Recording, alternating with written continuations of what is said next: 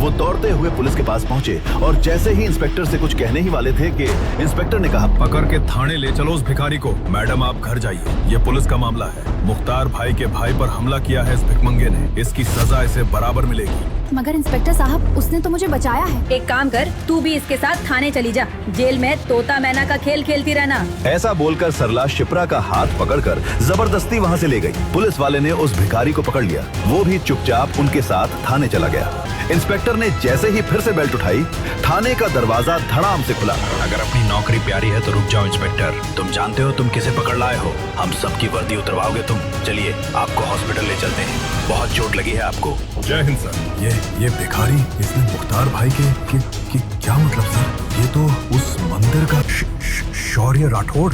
ऐसे माफ कर दीजिए, आप जो कहेंगे मैं मानूंगा। आपने बताया क्यों नहीं? उस मुख्तार की बातों में आ गया मैं। उसने तुरंत उस भिखारी को खोला और अपने जूते से खुद को मारने लगा। मैं ठीक हूँ, और हाँ, किसी को पता नहीं चलना चाहिए मैं कौन हूँ। जी दूल्हा गधे पर बैठकर आ रहा है, देखो देखो। सब अपनी नाक बंद कर लो, इस दूल्हे से तो बदबू आ रही है। गधे पर बैठकर आया एक गूंगा दूल्हा, न सर पर सेहरा और न पाँव में जूता। शेरवानी की जगह पहनी थी उसने बनियान। दुल्हन शॉक्ड, सभी मेहमान हैरान। पीले दांत और लंबी दाढ़ी, ये दूल्हा तो लग रहा था बिल्कुल कबाड़ी। मुख्तार नाम का डॉन लाया था ये बर्बादी और जबरदस्ती कराने लगा दुल्हन की भिखारी से शादी। सबको समझ नहीं आई एक बात, ऐसे बदबूदार दूल्हे के साथ कैसे मनाएगी दुल्हन सुहागरात। लेकिन उस भिखारी की असलियत जान सबके निकल गए प्राण। सुनो पूरी कहानी, लगा के अपना ध्यान। मैं इस भिखारी से कभी शादी नहीं करूंगी, छोड़ो मेरा हाथ। दुल्हन के लाल जोड़े में सजी शिप्रा की आवाज पूरे पंडाल में गूंज उठी, लेकिन उसकी ये हिम्मत ज्यादा देर तक टिक नहीं पाई। अगले ही पल मुख्तार नाम के उस खतरनाक गुंडे ने उसके छोटे भाई राहुल की कनपटी पर बंदूक तान दी। नहीं नहीं, मेरे भाई को छोड़ दो। तुम्हारी दुश्मनी मुझसे है ना, तो मेरी जान ले लो। मुख्तार के होठों पर एक खतरनाक मुस्कान फैल गई। उसकी आंखों में नफरत और बदले की आग साफ दिखाई दे रही थी। अगर तुमने मेरे भाई का रिश्ता ठुकराया ना होता तो आज तुम इस शहर की रानी होती, लेकिन नहीं, तुम्हारे नसीब में तो एक भिखारी की बीवी बनना ही लिखा है। ये सुनते ही शिप्रा के पिता राजदीप राय, जो अब तक अपनी बेटी की बेबसी देख रहे थे, अचानक टूट गए। वो कांपते हुए कदमों से मुख्तार के पास आए और सबके सामने हाथ जोड़कर उसके पैरों में गिर पड़े। प्लीज मुझे माफ कर दो, मुझसे गलती हो गई। मैं इस भरी महफिल में तुमसे माफी मांगता हूँ। मेरी बेटी की जिंदगी बर्बाद मत करो प्लीज।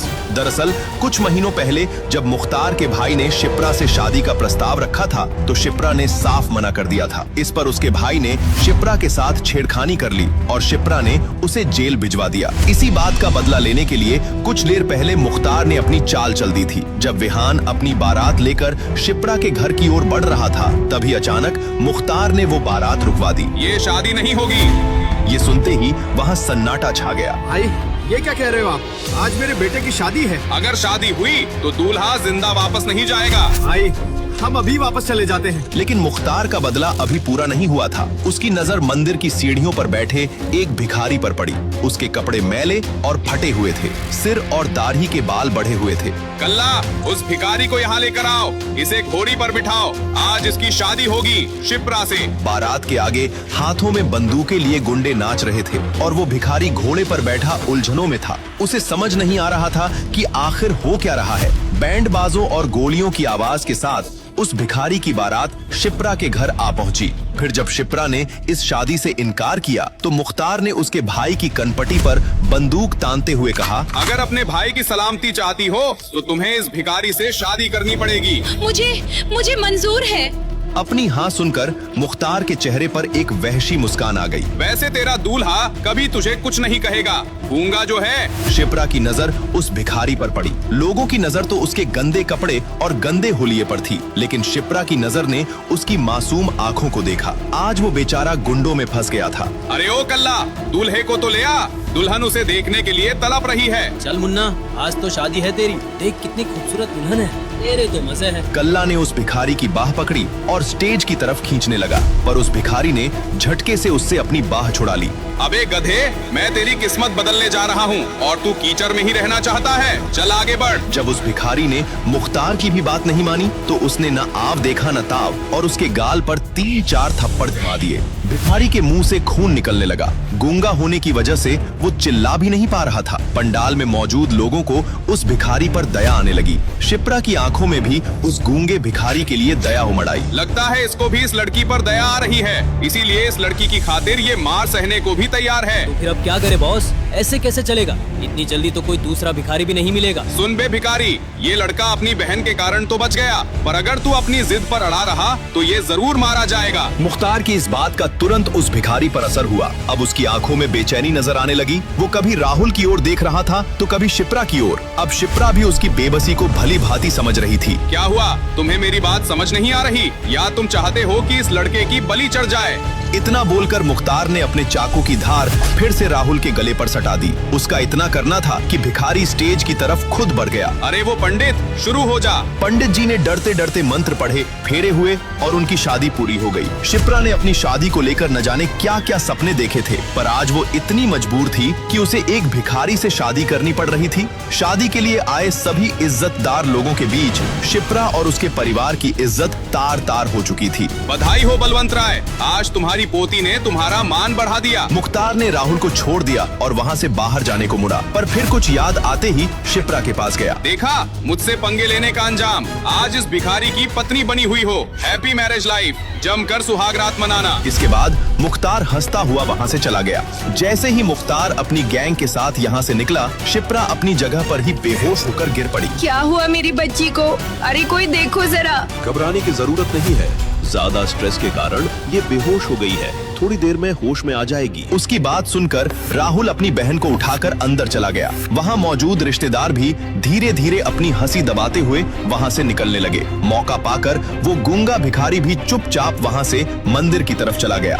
होश में आते ही शिप्रा रोने लगी। तुम रो मत, हम जल्द ही उस भिखारी से तुम्हारा तलाक करवा देंगे। पर शिप्रा ने जैसे अपने मन में कुछ कठोर फैसला ले लिया था। उसने तुरंत अपने आंसू पोंछे। चाहे कुछ भी हो दादाजी, और चाहे वो कोई भी हो, अग्नि के फेरे लिए है उसने मेरे साथ। मेरी मांग में सिंदूर भरा है और आज से वही मेरा पति है। मैं इस शादी को पूरे सम्मान के साथ निभाऊंगी। सुनकर शिप्रा की चाची सरला बोली, ओहो, बढ़िया ही सती सावित्री बनने वाली।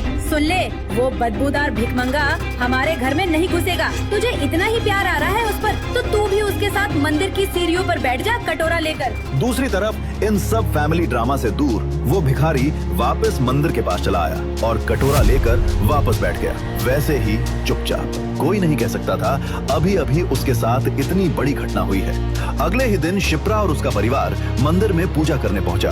उन लोगों को देखते ही वो भिखारी एक पेड़ की आड़ में छुप गया। शिप्रा की नजर बार बार उसे ढूंढ रही थी, मगर वो भिखारी उसकी नजरों में आना नहीं चाहता था। जैसे ही शिप्रा और उसका परिवार मंदिर की सीढ़ियां चढ़कर ऊपर पहुंचा, वहां 3-4 बड़ी गाड़ियां आकर रुकी और उनमें से 20-22 गुंडे उतरे और साथ में उतरा मुख्तार का भाई रजत। घेर लो मंदिर को, देखो कोई भाग न पाए। अभी कोई कुछ समझता तब तक सारे गुंडों ने मंदिर को घेर लिया और रजत 2 गुंडों के साथ सीढ़ियां चढ़ता हुआ मंदिर के अंदर चला गया। शिप्रा आंखें बंद करके मंदिर की परिक्रमा कर रही थी। अचानक उसे महसूस हुआ कोई उसके सामने आकर खड़ा हो गया है। उसने आंखें खोली तो सामने खड़े शख्स को देखकर उसके पसीने छूट गए। तुम? अब क्या चाहिए तुम्हें? तुम्हारे भाई मुख्तार ने मेरी लाइफ का मजाक तो बना ही दिया है। सुना है तेरी शादी किसी भिखमंगे से करा दी भैया ने, मगर मैं इस शादी को नहीं मानता। अभी इसी मंदिर में तुझसे शादी करूंगा और आज रात ही मनाएंगे हनीमून। शिप्रा के पूरे शरीर में बिजली की सिहरन दौड़ गई। वो वहाँ से भागी अपने परिवार की तरफ। रजत भी उसके पीछे पीछे भगा और उसका हाथ पकड़ लिया। मंदिर में मुख्तार के भाई को देखकर सबकी घिघी बांध गई थी। किसी की हिम्मत नहीं थी कि वो आगे आकर उसे रोके। शिप्रा पूरी ताकत लगाकर भी अपना हाथ उसकी पकड़ से नहीं छुड़ा पा रही थी। तेरा हाथ उस दिन मेरे गाल पर पड़ा था ना, ऊपर वाले की कसम, इस मक्खन जैसे मुलायम हाथ को पकड़ने की कसम खा ली थी मैंने मेरी। मगर अभी वो अपनी बात पूरी कर पाता, तभी उसकी दर्द से चीखने की आवाज से पूरा मंदिर गूंज उठा। शिप्रा ने उस गुंडे रजत के हाथ पर इतनी जोर से काटा था कि खून निकल आया था। रजत की पकड़ ढीली पड़ गई थी। होते ही शिप्रा ने उसे धक्का दिया और वहाँ से सीढ़ियों की तरफ भागी। रजत का गुस्सा अब 7वें आसमान पर था। मुझे काटती है हरामजादी, बहुत हुआ प्यार व्यार से बात, अब देख मैं क्या करता हूँ। ऐसा बोलकर रजत शिप्रा के पीछे हॉकी स्टिक लेकर दौड़ा। शिप्रा बेसुध होकर भाग रही थी और इसी तेजी में सीढ़ियों के पास ही उसका पैर दुपट्टे में फंसा और वो वहीं लड़खड़ा कर गिर पड़ी। रजत उसके पास पहुंचा और गुस्से में चीखा, मुझे धक्का देती है, अब देख मैं तेरा सर कैसे खोलता हूँ। ऐसा बोलकर उस गुंडे रजत ने हॉकी स्टिक उठाया। शिप्रा ने डर के मारे अपनी आंखें बंद कर ली। वो समझ गई थी अब बचने का कोई रास्ता नहीं था। मगर 2 सेकंड बीते, 3 सेकंड बीते, उस पर हॉकी का वार नहीं हुआ। वो समझ नहीं पाई ये हुआ क्या। उसने अपनी आंखें खोली तो वहाँ का नजारा देखकर चौंक पड़ी और रजत उसे बिना देखे दे दनादन मारे जा रहा था। उसके सर से खून बहा जा रहा था। अचानक रजत का भी ध्यान इस बात पर गया। उसने उस भिखारी को देखा तो हॉकी मारना बंद करके कहा, अच्छा पति परमेश्वर जी, ये अच्छा है, अब ये विधवा होगी और फिर मैं इसके साथ सुहाग रात मनाऊंगा। विधवा विवाह तो अच्छी बात है ना, समाज सेवा कर रहा हूँ मैं। मगर खून से लथपथ उस भिखारी ने तभी अचानक एक छलांग लगाई और रजत को ऐसा धक्का दिया कि वो सीढ़ियों से गिरता हुआ नीचे गिर पड़ा। उसके शरीर से जगह जगह से खून बहने लगा। मगर तभी वहाँ पुलिस की गाड़ी आ गई। शिप्रा और उसके परिवार ने पुलिस को देखा तो उनकी जान में जान आई। वो दौड़ते हुए पुलिस के पास पहुँचे और जैसे ही इंस्पेक्टर से कुछ कहने ही वाले थे कि इंस्पेक्टर ने कहा, पकड़ के थाने ले चलो उस भिखारी को। मैडम आप घर जाइए, ये पुलिस का मामला है। मुख्तार भाई के भाई पर हमला किया है इस भिखमंगे ने, इसकी सजा इसे बराबर मिलेगी। मगर इंस्पेक्टर साहब, उसने तो मुझे बचाया है। अभी शिप्रा कुछ कहती तभी उसकी चाची सरला ने उसे बीच में टोकते हुए कहा, एक काम कर, तू भी इसके साथ थाने चली जा, जेल में तोता मैना का खेल खेलती रहना। ऐसा बोलकर सरला शिप्रा का हाथ पकड़कर जबरदस्ती वहाँ से ले गई। पुलिस वाले ने उस भिखारी को पकड़ लिया। वो भी चुपचाप उनके साथ थाने चला गया। इंस्पेक्टर ने जैसे ही फिर से बेल्ट उठाई, थाने का दरवाजा धड़ाम से खुला। अगर अपनी नौकरी प्यारी है तो रुक जाओ इंस्पेक्टर, तुम जानते हो तुम किसे पकड़ लाए हो। हम सबकी वर्दी उतरवाओगे तुम। चलिए आपको हॉस्पिटल ले चलते हैं, बहुत चोट लगी है आपको। जय हिंद सर। ये भिखारी, इसने मुख्तार भाई के क्या मतलब सर? ये तो उस मंदिर का। कमिश्नर ने अपना मोबाइल निकालकर इंस्पेक्टर को कुछ दिखाया। वो देखते ही इंस्पेक्टर थर थर कांपने लगा। शौर्य राठौड़ ऐसे? माफ कर दीजिए, आप जो कहेंगे मैं मानूंगा। आपने बताया क्यों नहीं? उस मुख्तार की बातों में आ गया मैं। उसने तुरंत उस भिखारी को खोला और अपने जूते से खुद को मारने लगा। मैं ठीक हूँ और हाँ, किसी को पता नहीं चलना चाहिए मैं कौन हूँ। जी।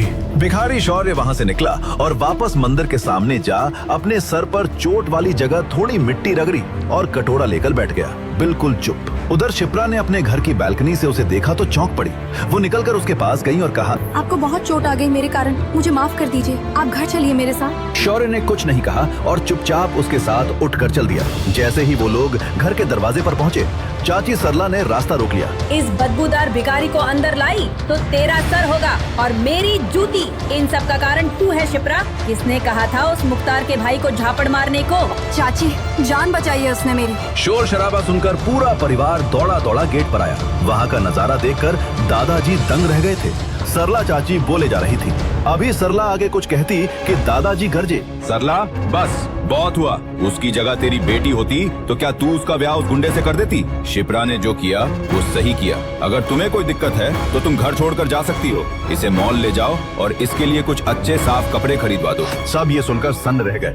सरला चाची चुपचाप अंदर चली गईं। दादाजी ने शिप्रा से उस भिखारी की चोट पर दावा लगाने को कहा और अपने पोते राहुल से कहा, जी दादाजी। थोड़ी ही देर बाद राहुल उस भिखारी शौर्य को बाइक पर बैठाकर मॉल ले गया। पहले तो वहाँ मॉल के गेट पर ही गार्ड ने भिखारी को देखते ही उसे रोक दिया, मगर फिर ये जानकर कि राहुल किस परिवार से है, उसे उस भिखारी के साथ अंदर जाने दिया। अंदर पहुंचकर राहुल ने उसे कुछ कपड़े दिलवाए और चेंजिंग रूम की तरफ ले गया। ये देखो, इसके अंदर जाकर तुम ये कपड़े पहनकर देख। और बात करते करते दरवाजा खोलकर देखते हुए अचानक राहुल की बोलती बंद हो गई। उसने जैसे ही एक दरवाजा खोला, अंदर से किसी लड़की के चीखने की आवाज आई, बचाओ। राहुल ने झट से सॉरी बोलकर दरवाजा बंद किया। वो लड़की दरवाजा बिना लॉक किए ही चेंज कर रही थी। उसने पीछे पलट कर देखा, भिखारी शौर्य किसी चेंजिंग रूम में घुस चुका था। राहुल वहाँ से बाहर आया। तभी एक हट्टे कट्टे पहलवान टाइप लड़के ने उसका रास्ता रोकते हुए कहा, क्यों बे, मेरी गर्लफ्रेंड का एमएस बनाता है? चुप, बिल्कुल चुप। कान पकड़ के मेरी गर्लफ्रेंड के सामने मुर्गा बन और कुकड़ू कू सॉरी बोल। क्या? वो दरवाजा अंदर से लॉक नहीं था। मैं सॉरी नहीं बोलूंगा।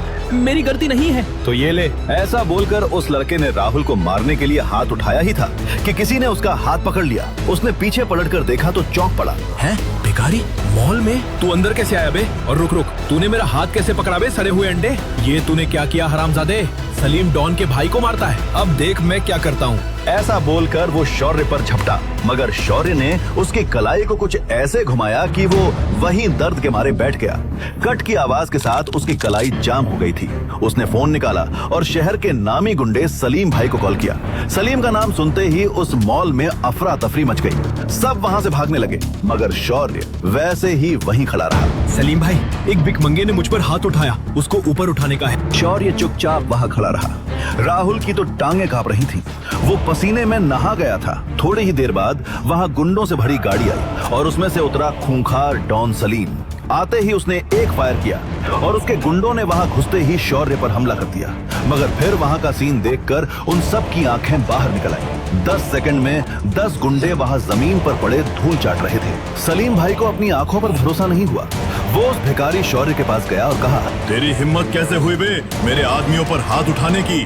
नहीं नहीं नहीं, मैं तुझे मारकर अपने हाथ गंदे नहीं करूंगा। मैं तो इस लड़के को 6 इंच छोटा करूंगा। ऐसा बोलकर उसने वहीं खड़े राहुल को पकड़ लिया और उसकी गर्दन पर चाकू रख दिया। मगर तभी जो हुआ वो देखकर राहुल को अपनी आंखों पर भरोसा नहीं हुआ। अब तक जिस भिखारी जीजा को वो गूंगा समझता था, वो बोला, सलीम, मुझे तुमसे कुछ बात करनी है। मुझसे तू बात करेगा? तू जैसे भिखमंगे पर मैं थूकूं भी नहीं। नहीं सुनेगा तो तेरा ही नुकसान होगा। सलीम ने कुछ सोचा और कहा, अच्छा ठीक है, बोल। ऐसे नहीं, तेरे कान में। अबे ओए, खेल चल रहा है क्या इधर? ये लड़का तो गया, उसके बाद कुछ हुआ तो उसका जिम्मेदार मैं नहीं होऊंगा। सलीम सोच में पड़ गया, फिर बोला, ठीक है, आप बोल कान में।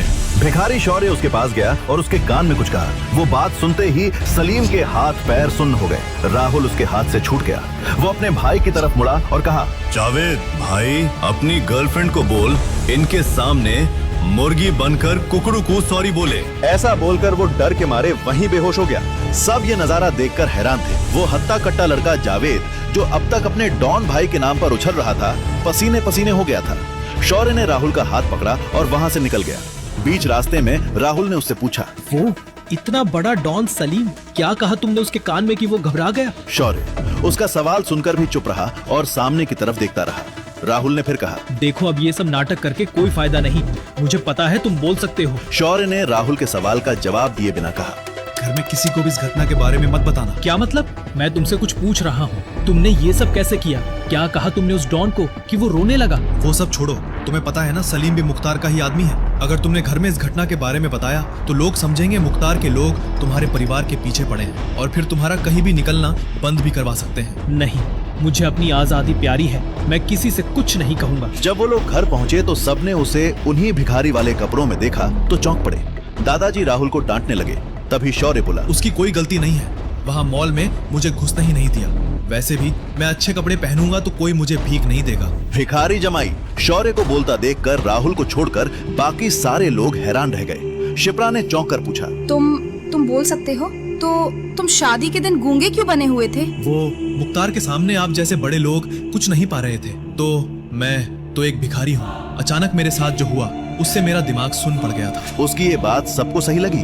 आखिर एक भिखारी मुख्तार जैसे डॉन के सामने क्या बोल सकता था? तभी दादाजी बोले, ठीक है, सारा शहर जान चुका है शिप्रा की शादी तुम जैसे भिखारी से हुई है। हम तुम्हें मंदिर में भीख मांगने के लिए नहीं छोड़ सकते। तुम यही रहोगे, हमारे नौकरों के कुछ पुराने कपड़े होंगे, तुम वही पहन लो। ये सब सुनकर शिप्रा की माँ और चाची ने बुरा सा मुंह बना लिया। मगर पिताजी, ये भिखारी हमारे घर में। जब तक शिप्रा तलाक के लिए मान नहीं जाती, हमें ये करना ही होगा। ये नौकरों के साथ रहेगा, बाहर किसी को कुछ पता नहीं चलना चाहिए। दादाजी की बात सबको माननी ही पड़ी। वो भिखारी हस्बैंड शौर्य वही शिप्रा के घर के नौकरों के कमरे में रहने चला गया। अगली ही सुबह शिप्रा अपने फोन पर पैनिक होकर किसी से बात करते हुए निकली। नहीं अनिश, तुम ऐसा नहीं कर सकते।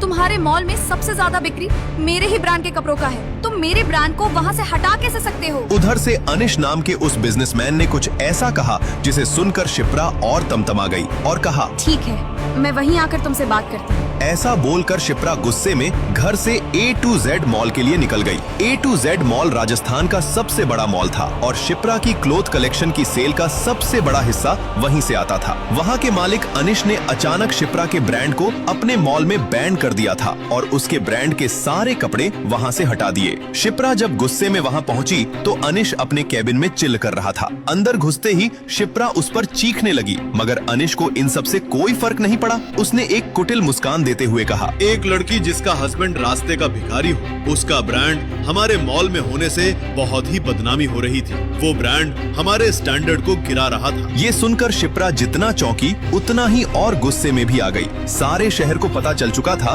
बलवंत राय की पोती की शादी एक भिखारी से करवा दी गई थी। वो गुस्से में बोली, मेरी प्राइवेट लाइफ से मेरे ब्रांड का क्या लेना देना? मेरा ब्रांड इतना पॉपुलर है, कपड़े इतने अच्छे हैं कि मार्केट में आते ही खत्म हो जाते हैं। तुम उसे ऐसे किसी बेकार के कारण से यहाँ से नहीं हटा सकते। आखिर तुम चाहते क्या हो? अनीश ने ऊपर से नीचे तक शिप्रा को गंदी नजरों से देखा और कहा, वैसे एक रास्ता है। कौन सा रास्ता? वो रास्ता मेरे बेडरूम से होकर जाता है। ये सुनते ही शिप्रा सर से पांव तक कांप उठी। वो तमतमाते हुए आगे बढ़ी और अनीश को एक जोर का झापड़ लगाया। अनीश गुस्से में आ गया, मगर मुस्कुराते हुए कहा, अरे जाने मन, सिर्फ तुम्हारे ब्रांड को जरा ही नहीं बल्कि इसके बदले मैं तुम्हें पैसे भी दूंगा। ऐसा बोलकर अनीश ने अपनी जेब से 1 रुपए का सिक्का निकाला और शिप्रा की तरफ फेंक दिया। एक भिखारी की बीवी के लिए 1 रुपया तो काफी होगा। शिप्रा गुस्से और शर्म के मारे वहाँ से निकल गई। वो घर पहुँची तो देखा उसकी माँ उस भिखारी दामाद से पोंछा लगवा रही थी। उस भिखारी को अपने सामने देखकर उसका गुस्सा और बढ़ गया। शिप्रा की माँ ने जब उसे इतने गुस्से में देखा तो पूछा, क्या हुआ शिप्रा बेटा? क्या कहा उस अनीश ने? शिप्रा ने अपनी माँ को सारी बात बताई। ये सुनकर उसकी माँ ने गुस्से में उस भिखारी दामाद को लात मारते हुए कहा, सब इस भिखमंगे की वजह से हुआ है। भाग यहाँ से, राहु केतु की औलाद। शिप्रा का भिखारी पति वहाँ से उठकर चुपचाप चला गया। अपने कमरे में जाकर उसने राय मेंशन के बूढ़े नौकर से उसका फोन मांगा और कहीं कॉल किया। थोड़ी ही देर बाद शिप्रा का फोन बजा। उसने देखा ये अनीश का फोन है। अनीश का फोन? इसकी मैं अभी बंद बजती हूँ। हेलो? मगर उधर से अनीश जो बोला वो सुनकर शिप्रा को अपने कानों पर विश्वास नहीं हुआ। अनीश रो रहा था और बोल रहा था, शिप्रा, मुझे माफ कर दो। मैं बर्बाद हो गया, सड़क पर आ गया। मैं क्या किया तुमने मेरे साथ? शिप्रा कुछ समझ नहीं पा रही थी। अनीश ये सब क्या बोल रहा है? अभी वो कुछ बोलती उसके पहले ही शिप्रा को फोन पर अनीश की पिटाई की आवाज सुनाई दी और फिर फोन कट गया। उसने जल्दी से टीवी ऑन करके न्यूज लगाया। उसमें ब्रेकिंग न्यूज देखकर वो चौंक पड़ी। Breaking news! आज अचानक राजस्थान के सबसे बड़े मॉल A to Z के शेयर्स 0 रुपए पर आ गए और अगले 2 सेकंड में ही ऑल्को बिग बुल मॉल्स लिमिटेड ने उसे सिर्फ 1 रुपए में खरीद लिया। अरबपति बिजनेसमैन अनीश 2 सेकंड में बना भिखारी। बिग बुल दुनिया की सबसे बड़ी फैशन डिजाइनिंग और मॉल की कंपनीज में से एक थी। इंग्लैंड, जर्मनी, स्विट्जरलैंड, पेरिस जैसे बड़े बड़े देशों में वो पॉपुलर ब्रांड था। शिप्रा ये न्यूज सुनकर समझ गई कि ये पूरा कांड बिग बुल द्वारा जानबूझकर करवाया गया है। मगर बिग बुल ने ऐसा क्यों किया? आखिर अनीश शिप्रा से फोन करके माफी क्यों मांग रहा था? वो समझ नहीं पा रही थी इन सब के पीछे कौन था। अभी वो इन सब सोच में पड़ी थी कि तभी उसका फोन फिर बजा। कोई अननोन नंबर था। उसने फोन उठाया। हेलो? उधर से कॉल करने वाले की बात सुनकर शिप्रा बेहोश होते होते बची। शिप्रा मैम, बिग बुल आपके क्लॉथ ब्रांड में 100 करोड़ रुपए लगाना चाहती है। साथ ही बिग बुल के दुनिया भर के आउटलेट में आपके ब्रांड के कपड़े लगाए जाएंगे। आप बिग बुल के ऑफिस आकर कॉन्ट्रैक्ट साइन कर लीजिए। शिप्रा ये सुनकर खुशी से पागल हो गई, मगर अब वो और ज्यादा कंफ्यूज हो रही थी। ये तो पक्का कोई करवा रहा है, मगर कौन और क्यों? और अनीश के कैबिन में जो हुआ वो तो मैंने सिर्फ मॉम को बताया, तो ये सब किसे और कैसे पता चला? तभी शिप्रा कुछ सोचकर चौंक पड़ी। वो भिखारी? जब मैं मॉम को सारी बात बता रही थी तब तो उस वक्त वहाँ सिर्फ वही था। ओह, मैं भी क्या सोच रही हूँ। वो भिखारी है, वो ये सब नहीं कर सकता, मगर कौन? घर में जब सबने ये न्यूज सुनी तो सबकी खुशी का ठिकाना नहीं रहा। पिछले कुछ दिनों में ये पहली खुशी की बात घर में आई थी, और वो भी ऐसी खुशी जो किसी ने सपने में भी नहीं सोचा था। दादाजी ने ऐलान किया, शिप्रा के इस अचीवमेंट के लिए आज शाम में हमारी तरफ से पार्टी। सभी पार्टी की तैयारी में लग गए। दादाजी अपने कमरे में पहुँचे ही थे कि तभी दादाजी के फोन की घंटी बजी। उस पर लिखा नाम देखकर उनका चेहरा पीला पड़ गया। मुख्तार ने फिर फोन किया था। उन्होंने डरते डरते फोन उठाया तो दूसरी तरफ से मुख्तार बोला, बलवंत राय, कैसा लग रहा है एक भिखारी को दामाद बनाकर? तुम क्या चाहते हो? एक तो तुमने शिप्रा की शादी जबरदस्ती उस भिखारी से करवा दी, उसके बाद भी तुम्हारे उस गुंडे भाई ने फिर से मेरी पोती को छेड़ा। हमने दर्द दिया है, हम ही दवा देंगे। अपनी पोती को बोलो मेरे भाई पर से केस वापस ले ले, फिर कोई तुम्हारी फैमिली को कभी परेशान नहीं करेगा। एक काम कर, आधे घंटे में मुझे होटल राजकमल में मिलो, मैं बताता हूँ क्या करना है। ये सब बातें सुनकर राय फैमिली में अफरा तफरी मच गई। पता नहीं मुख्तार नाम का वो गुंडा अब क्या करने वाला था। दादाजी होटल राजकमल जाने की तैयारी करने लगे। शिप्रा ने कहा, दादाजी मैं भी चलती हूँ आपके साथ। नहीं, पता नहीं वो क्या कर बैठे। सिर्फ मैं और तुम्हारे पापा जाएंगे वहाँ। अगर हमें 2 घंटे से ज्यादा लगा तो तुम पुलिस को फोन कर देना। ठीक है दादाजी। दादाजी और शिप्रा के पापा तैयार होकर बाहर निकले तो पता चला ड्राइवर छुट्टी पर है। शौर्य भी अब तक नहाकर नौकरों के कपड़े पहनकर वहाँ आ चुका था। दादाजी ने शौर्य से पूछा, तुम्हें ड्राइविंग आती है? हाँ, चलिए मैं ही आपको ले चलता हूँ। भिखारियों जैसी दाढ़ी में नौकरों के कपड़े जो कि शौर्य को ठीक भी नहीं आ रहे थे पहनकर वो दादाजी का ड्राइवर बनकर गाड़ी को होटल राजकमल ले गया। दादाजी और शिप्रा के पापा जल्दी से अंदर चले गए और शौर्य वहीं पार्किंग में बैठा रहा। राजकमल होटल राजस्थान के सबसे बड़े होटल्स में था। वहाँ आने वाले लोगों के ड्राइवर भी महंगे कपड़े पहनते थे। वहाँ बलवंत राय के ड्राइवर को ऐसी हालत में देखकर सब उन पर हंस रहे थे। उधर जब शिप्रा के दादाजी बलवंत राय और शिप्रा के पापा अंदर पहुँचे तो मुख्तार ने उनसे कहा, मैंने गुस्से में आकर उस भिखारी से आपकी पोती की शादी करवा दी। इस बात से मेरा भाई नाराज है। अगर उससे आपकी पोती की दोबारा शादी करवा दी जाए तो वो शांत बैठ सकता है। क्या? मगर शिप्रा उस भिखारी को तलाक देने को तैयार नहीं है। तो फिर मेरा भाई आपकी फैमिली के साथ क्या करेगा उस पर मेरा कोई जोर नहीं। क्या? तो बोलो क्या करना होगा? मेरी पोती और तुम्हारे गुंडे भाई के चलते हमारे पूरे परिवार की जान पर बनाई है। अगर वो भिखारी ही इस दुनिया में ना रहे तो? हाँ, ये सही है। मैं उसे अभी बुलाता हूँ। तुरंत मुख्तार का एक आदमी शौर्य को बुलाने चला गया। जब वो आदमी शौर्य को लेकर होटल के गेट पर पहुंचा तो गार्ड ने उसे रोकते हुए कहा, ए रुक, इस भिखारी को अंदर कहाँ लेकर जा रहा है? सड़क का ढाबा समझ लिया है क्या? अबे हट, ज्यादा बड़बड़ की तो 1 सेकंड के अंदर तेरी लाश यहाँ मिलेगी। शोर शराबा सुनकर 4 मुस्टंडे हट्टे कट्टे गार्ड वहाँ पहुँच गए और उस गुंडे को पकड़ लिया। तभी भिखारी शौर्य बोला, मुख्तार डॉन ने बुलाया है मुझे अंदर। मुख्तार का नाम सुनकर उन सब ने अपना हाथ नीचे कर दिया। वो डर के मारे कांपने लगे और एक तरफ हट गए। गुंडा शौर्य को लेकर अंदर गया। पूरा होटल एक भिखारी को वहाँ देखकर हैरान था। मुख्तार का आदमी शौर्य को लेकर उस कमरे में पहुंचा। वहाँ बलवंत राय और शिप्रा के पापा पहले से तैयार बैठे थे। जैसे ही भिखारी शौर्य अंदर घुसा, बलवंत राय और शिप्रा के पापा तेजी से उठे और हड़बड़ाकर कहा, अब ये भिखारी तुम्हारे हवाले, जो करना है इसके साथ करो। ऐसा बोलकर वो दोनों बाहर से दरवाजा बंद करके वहाँ से भाग गए। अंदर अब बस मुख्तार और शौर्य थे। मुख्तार ने अपनी बंदूक निकालकर शौर्य के सर पर रख दिया। भिखारी होकर अमीरों के पैसे पर ऐश करना चाहता है? चल तुझे भिखारी की लाइफ से आजादी दिलवाता हूँ, बस एक गोली और तेरे ऐश ही ऐश। और तभी शौर्य बोला। ये देखकर मुख्तार के होश उड़ गए। उसने भी सोचा था ये गुंगा है। शौर्य बोला, साहब मेरी एक अंतिम इच्छा है, वो पूरी कर दो। मुझे बस एक फोन करने दो। अच्छा, तेरे पास भी फोन करने के लिए रिश्तेदार हैं? सही है भाई, चल कर ले अपनी अंतिम इच्छा पूरी। ऐसा बोलकर मुख्तार ने अपना फोन भिखारी शौर्य को दे दिया। शौर्य ने फोन लिया और एक नंबर डायल किया और बस एक मिस कॉल देकर फोन कट कर दिया। मुख्तार ये देखकर हंसने लगा। अबे ये तुझ जैसे भिखमंगे का फोन नहीं है कि मिस कॉल दे। मुख्तार डॉन का फोन है, मुख्तार डॉन का। कर ले बात, तेरे पास बस 1 मिनट है। अभी मुख्तार डॉन अपनी बात भी पूरी नहीं कर पाया था कि तभी वहाँ आसमान में हेलीकॉप्टर्स की आवाज गूंजने लगी। होटल के सामने धुल का गुबार छा गया। मुख्तार चौंक पड़ा। हेलीकॉप्टर्स, ये किसने बुलाया? ए भिखारी, किसे मिस कॉल दिया था तूने? कौन है तू?